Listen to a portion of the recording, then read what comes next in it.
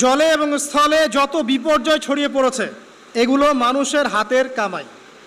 তার মানে যত ফাসাদ ছড়াবে সব কিছুই আল্লাহর পক্ষ থেকে নয়, এখানে মানুষেরও হাতের কামাই থাকবে। এখন আপনি দেখেন, পরিবেশ দূষণ করছে কারা? মানুষ। বনভূমি উজাড় করছে কারা? মানুষ।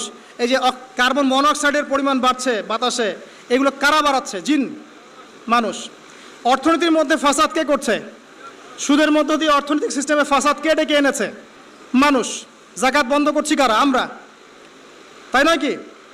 আপনি দেখেন সোশ্যালি যে সমস্যাগুলো হচ্ছে, এই যে জমি নিয়ে সমস্যা, আত্মীয়তার বন্ধন নিয়ে সমস্যা, টাকা পয়সার সমস্যা, পদের লড়াই, ক্ষমতার লড়াই, কারা করছে এগুলা? জিন শয়তান, মানুষ। এটা হচ্ছে কোরআনের এই আয়াতের ব্যাখ্যা, যে জলে এবং স্থলে যত বিপর্যয় এগুলো মানুষের হাতের কামাই। তার মানে মানুষেরও এখানে প্রচণ্ড রকম দোষ আছে।